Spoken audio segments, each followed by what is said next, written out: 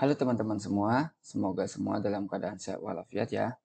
Jadi kita akan memulai membuat laporan keuangan dalam Excel. Jadi sebelum saya lanjut, saya ingin kupas dulu mengenai laporan keuangan itu. Jadi laporan keuangan adalah sebuah catatan yang berisi informasi tentang keuangan suatu perusahaan pada periode tertentu dan digunakan untuk menggambarkan kinerja perusahaan selama periode tersebut. Kemudian, untuk memulai laporan keuangan, maka kita perlu melakukan beberapa aktivitas, yakni mulai pencatatan bukti transaksi, pengidentifikasian transaksi, kemudian pencatatan ke jurnal umum, kemudian pengidentifikasian akunnya, transaksi tersebut masuk ke akun mana, kemudian baru nanti dengan Excel maka akan terbentuk otomatis buku besar, neraca saldo, jurnal penyesuaian, dan ini semua kita lakukan dalam sebuah worksheet ya. Jadi barangkali teman-teman semua yang sudah membuat laporan keuangan akuntansi ya, masih dalam bentuk buku besar secara fisik, nah mungkin nanti kita cukup hanya membuat jurnal umum secara detail. Jadi di sini pengaruhnya jurnal umum itu sangat tinggi ya. Jadi jangan sampai nanti penjurnalan itu dilakukan secara tidak hati-hati. Oke, kurang lebih nanti di laporan keuangan kita akan membahas bagaimana membuat Excel.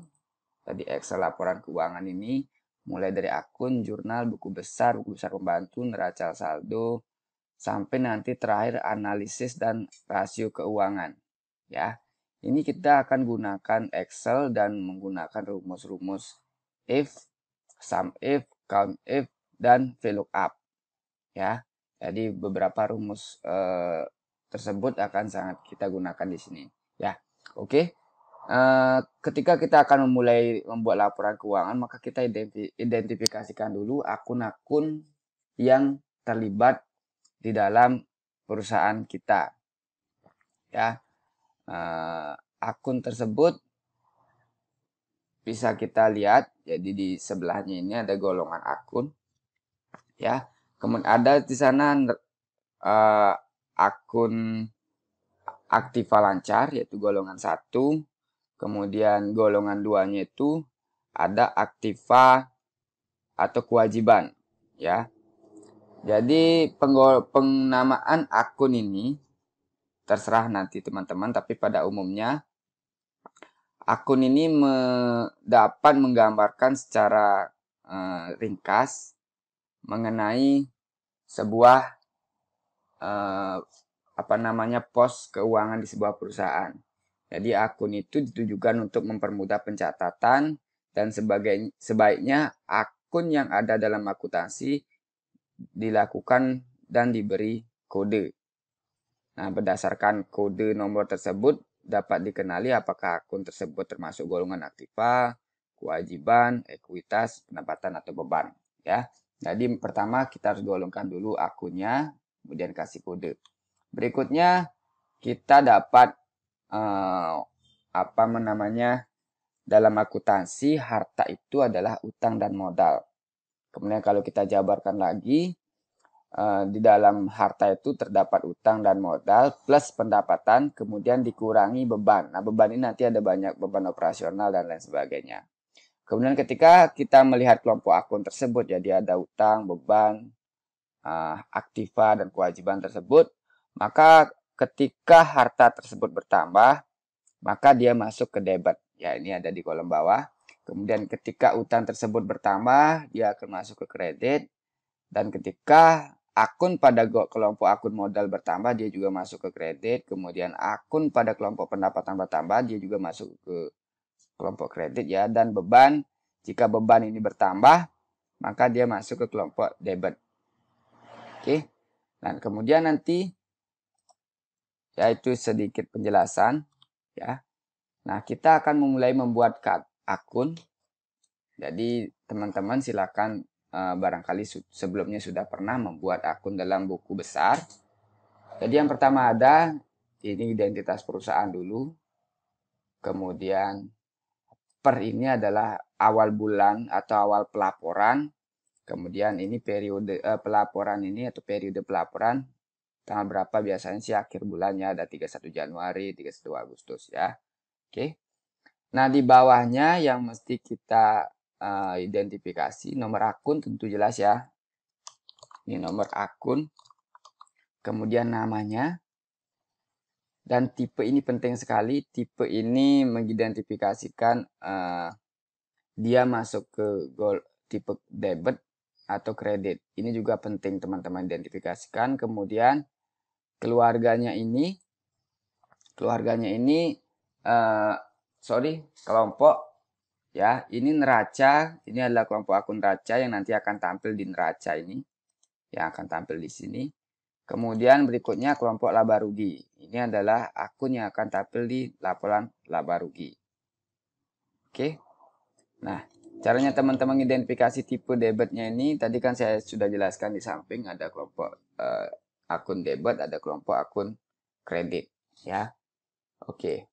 Pertama, biasanya dalam suatu perusahaan dalam suatu periode awal pelaporan, maka di sana akan tercatat saldo saat ini pada setiap akun ya.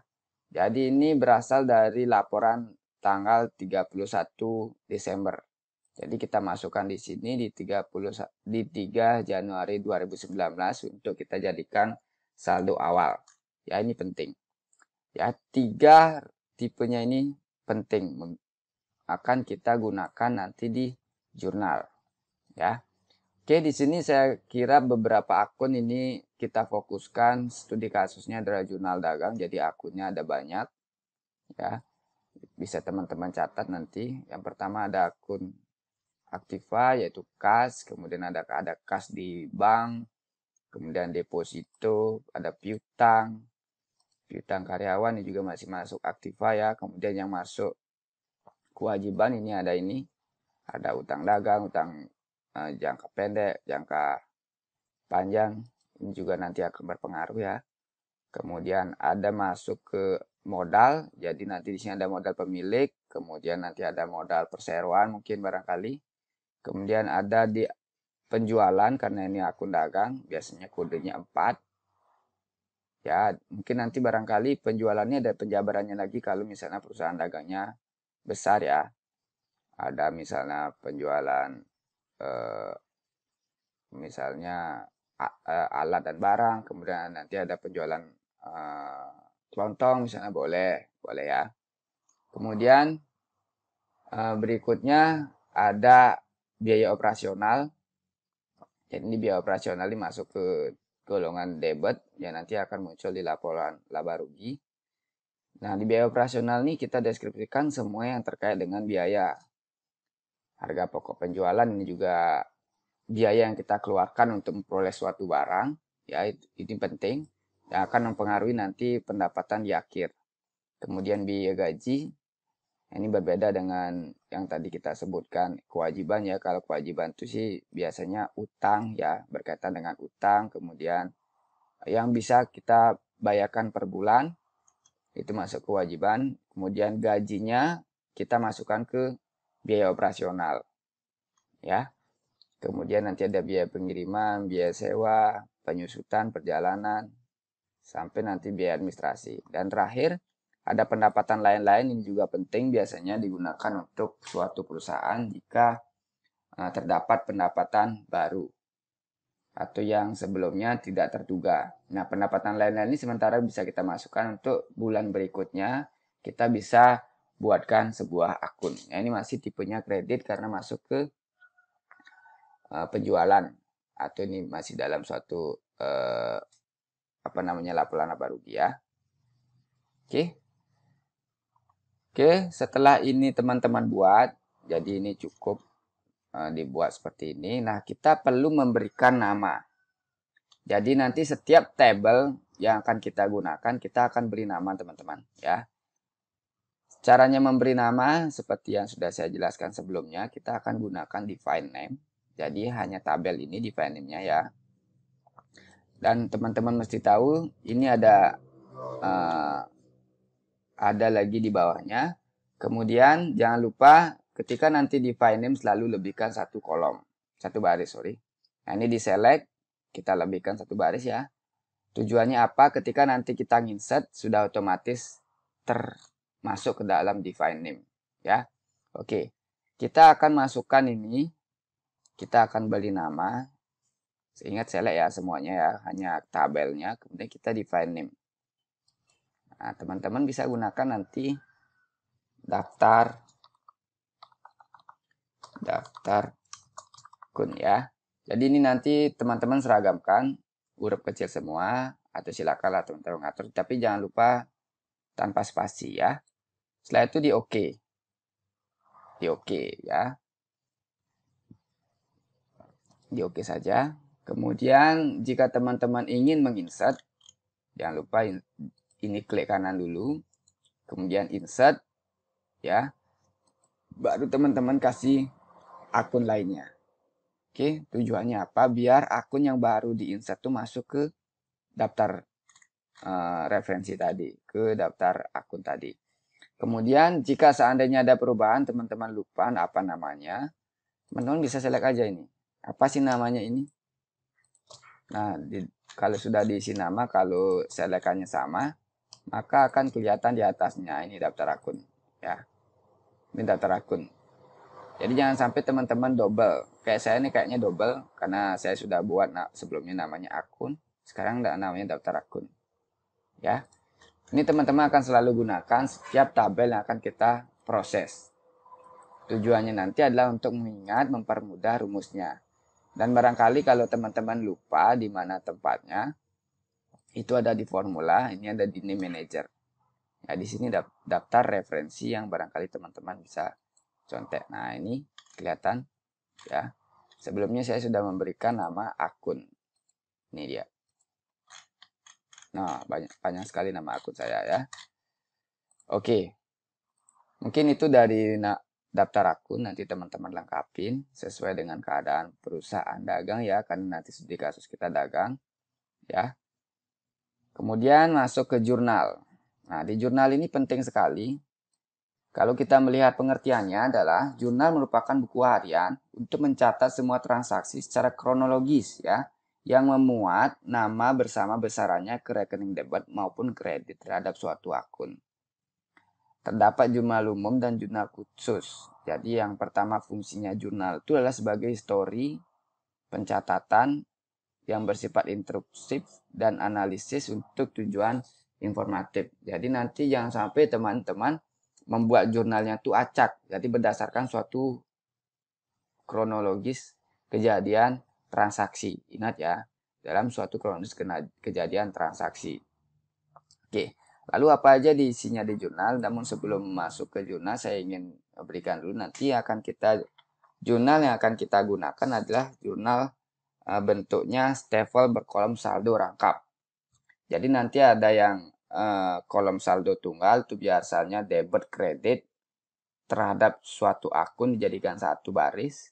Jadi akun untuk mesin, kemudian di sampingnya di sini akun kas. Kelemahannya di sana kita tidak bisa melawan dua transaksi terhadap satu akun.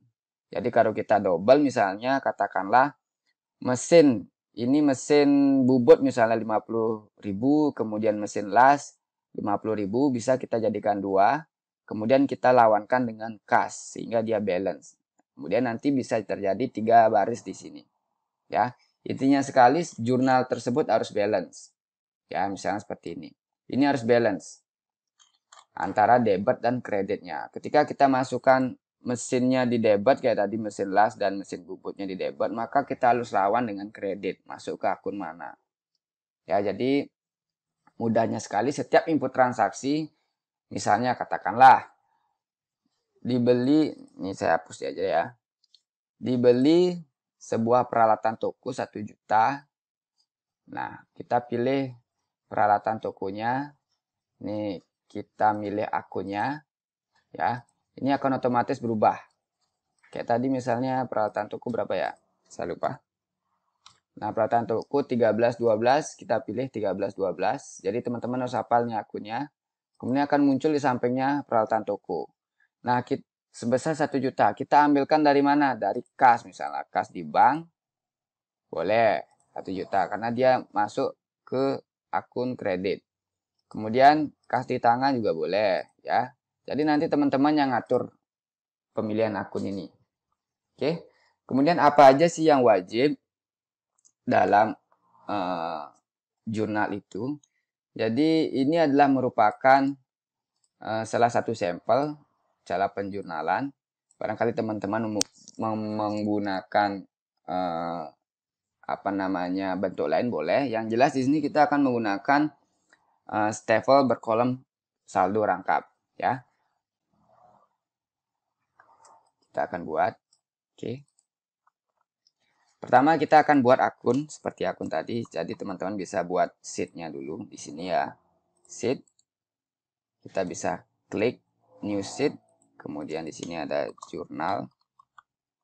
Kemudian mungkin ini nanti buku besar. Ya. Oke, berikutnya kita akan membuat akun. Jadi di sini kita insert table. Jadi di atas sorry. Pertama ada no akun. Berikutnya ada nama, berikutnya ada tipe ya, tipe, berikutnya ada kelompok, berikutnya ada saldo. Oke. Kemudian di atas ini jangan lupa isi identitas perusahaan. Identitas perusahaan ini akan kita gunakan seterusnya. Biasanya PT Cipta Karya. Oke, tidak apa-apa ya. Kemudian saldo awalnya ini mulai pelaporannya ini per apa? Per 3 Januari 2020. Kemudian sampai 31 Januari 2020. Oke, ini pelaporan. Kemudian ini teman-teman gunakan tanggal ya. Kita pilih ini date di sini. Teman-teman bisa pilih short date-nya saja. Ya, jadi dia udah otomatis tanggal nanti. Ya. Nah, ini akan kita gunakan nanti seterusnya ke belakang. Oke, setelah itu nanti teman-teman bisa bold. Ini juga, ini bisa merger selnya, biar dia digabungkan sel-sel tersebut. Nah, berikutnya teman-teman baru isi di sini ya. Saya akan copy aja dari akun sebelumnya. Jadi saya copy. Oke. Kemudian saya taruh, saya paste. Kemudian ini biar kelihatan ada rupiahnya, teman-teman bisa kasih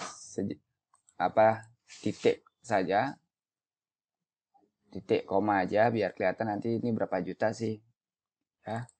Atau teman-teman bisa isi rupiah juga boleh. Oke, tapi jangan sampai nulis rupiah di sini. Ini hanya angka ya.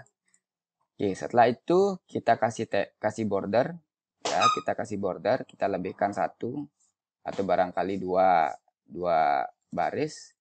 Kemudian kita kasih border. Nah, seperti ini. Kemudian di atas ini biar kelihatan ini adalah header, kita bold. Teman-teman bisa kasih sentuhan warna background ya. Oke, jangan lupa selainnya apa? Ya, ini memberi nama referensi ya. Kita define name ini. Define name, kita kasih nama daftar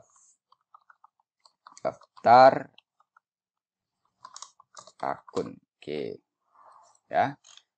Ini jangan lupa dilebihkan karena nanti ketika kita akan insert ini jangan lupa selalu insert di dalam tabel insert.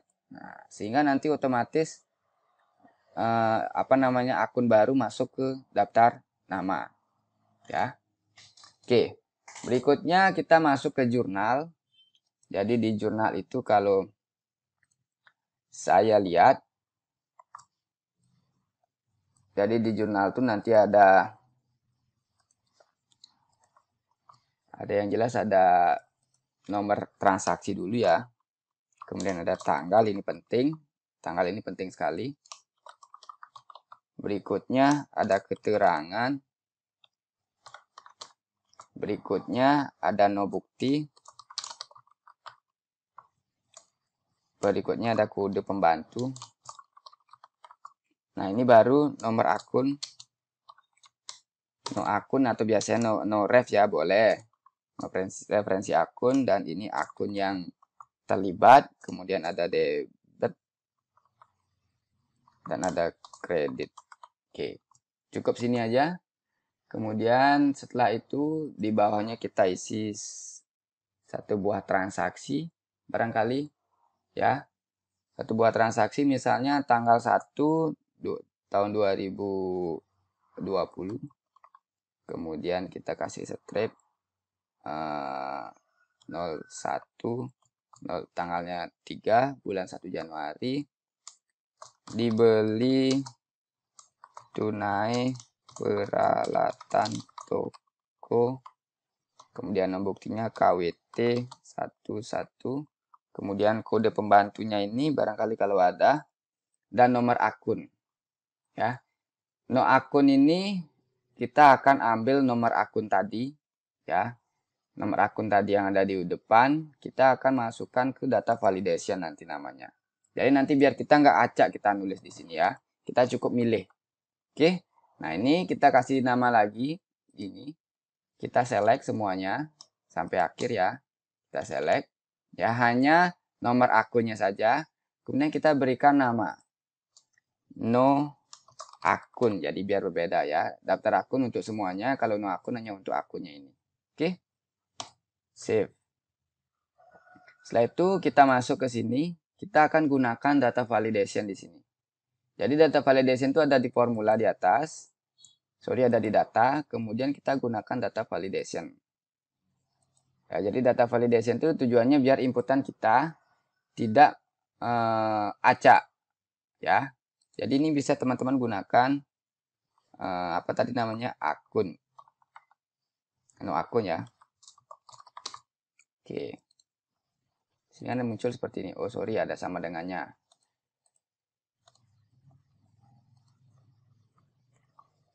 Bentar. Ada sama dengannya. Sama dengan no akun. Ya. Oke, sehingga munculnya seperti ini. Oke.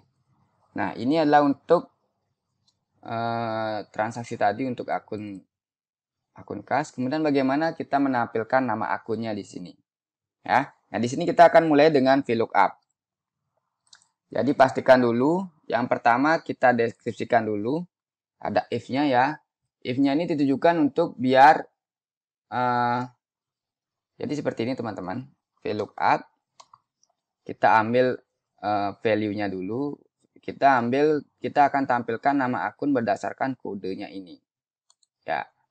Setelah itu, koma, kalau saya di koma ya, mungkin kalau teman-teman di 2013 ke bawah itu biasanya titik koma. Kemudian baru table array-nya. Table array-nya kita tidak perlu select table-nya lagi. Kita cukup ambil daftar akun tadi yang telah kita buat. Oh, sorry. Daftar akun, tab kita gunakan. Kemudian kolom indeksnya, nomor akun itu kalau nggak salah dia ada di kolom indeks 2. Kemudian jangan lupa 0. Oke. Muncul ya. Kemudian ini kita tarik aja ke bawah. Nah, ini ada error. Kenapa? Karena kita memproses terhadap yang kosong ini juga. Oleh karena itu, di sini perlu kita isikan if. Jadi, if, di sini kita perlu isikan dulu, if, kurung, F14-nya ini tidak sama dengan kosong, maka kita VLOOKUP-kan. Ya. Jika tidak, kita cukup tampilkan kosong saja. Oke ya. Jadi errornya untuk menangani error. Nanti if itu akan kita gunakan selamanya di sini. Oke. Kemudian berapa jumlah transaksinya? Kita jumlah transaksinya 1 juta. Ya. Kemudian kreditnya nanti kita lawan dengan kas. Oke. Kemudian berikutnya tahun 2020. Kemudian ini biasanya sih sama ya. 01 kemudian 03. Ini keterangannya masih sama karena kita membuat akan melawan akunnya ini. Biasanya ini kita ambil dari, ini kita tarik aja ke bawah biar sama ya. Sorry. Setelah itu kita hapus. Ya. Kita masukkan, kita ambil uang untuk, sorry ini apa, dibeli dari tangan. Oke, ini baru masuk kas, ditujukan untuk membeli peralatan toko. Berarti kita di sini pilih peralatan toko, yaitu peralatan toko 1332 ya. 1312. Sorry, 1312. Nah, ini ya. Besarannya berapa? Sorry, ini di debit, yang ini di kredit. Ya, ini kasnya di kredit. Oke. Jadi dalam satu transaksi itu harus balance. Jadi kalau kita ngeluarin kas 1 juta, kemudian jangan lupa untuk beli apa? Untuk beli peralatan toko. Jadi di peralatan toko kita masukkan debitnya sebesar 1 juta. Ya. Jika setiap transaksi sudah dibalancekan, artinya dalam satu kali transaksi ada akun debit, ada akun kreditnya, maka otomatis sampai nanti di akhir akan terjadi balance. Ya. Jadi intinya quick journal ini adalah untuk membalancekan keuangan laporan ya. Oke, sekarang baru kita format. Ini kita gunakan format. Nah, sebelum itu kita akan buatkan dulu ya, kira-kira dalam 1 bulan ada berapa transaksi. Misalnya saya plot terhadap 40 transaksi ya. Nah, nanti ini tujuannya adalah untuk kita memberi nama juga. Ya, jangan lupa ditabelkan dulu, kemudian kita kasih header ya. Kemudian ini kode pembantu, mungkin teman-teman nanti bisa kasih, caranya sama. Oke. Kemudian ini kita kasih format date, short date aja ya. Nanti teman-teman bisa ganti kalau mau yang seperti ini boleh. Tapi nanti sulit untuk masukkan. Kita gunakan yang ini aja. Kemudian ini keterangan. Kemudian ini kode referensi. Jangan lupa gunakan data validation. Ya. Kemudian untuk ini kita akan gunakan, jadi ini select aja ke bawah biar sama nanti. Gunakan titik koma saja. Lalu barangkali teman-teman ingin gunakan rupiah, silakan dipilih di sini. Ya, ini juga kita gunakan titik tanggal semuanya. Ya. Oke, ini dulu. Setelah itu jangan lupa diberi nama. Ini sama ya, kita plotkan transaksinya sampai mana. Ya. Kemudian kita kasih nama dia. Kita kasih nama define name adalah jurnal umum. Ya. Oke ya. Jadi jurnal umum ini akan kita gunakan juga nanti di tabel buku besar. Oke. Kemudian di bawahnya jangan lupa balance, kasih tulisan. Ini kita gunakan sum untuk seluruh data ya. Oke. Berikutnya ada start drag samping ya. Dan ini di bold. Oke. Cukup ya.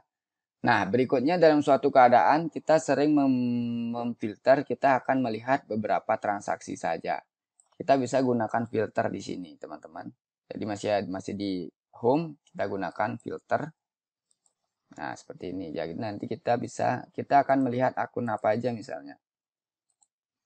Kita tidak ingin perlihatkan yang blank, boleh. Sehingga nanti kelihatan seperti ini. Oke. Kemudian kita akan hanya melihat akun satu-satu aja boleh, ya. Jadi ini tujuannya adalah untuk membuat ringkasan.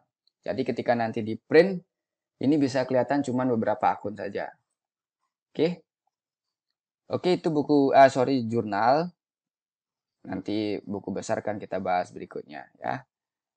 Silakan mulai dikerjakan sesuai dengan studi kasus adik-adik atau teman-teman sekalian yang sudah pernah dibuat dalam buku besar fisik. Ya, jadi mau nanti dilengkapin ini barangkali ada 20 transaksi dalam jurnal ini dengan melibatkan akun dagang ya. Biasanya akun dagang sih ada banyak, biasanya ada 20-an sampai 15 akun. Oke, itu dulu dari pertemuan kita hari ini. Semoga bisa diterima. Selamat bekerja.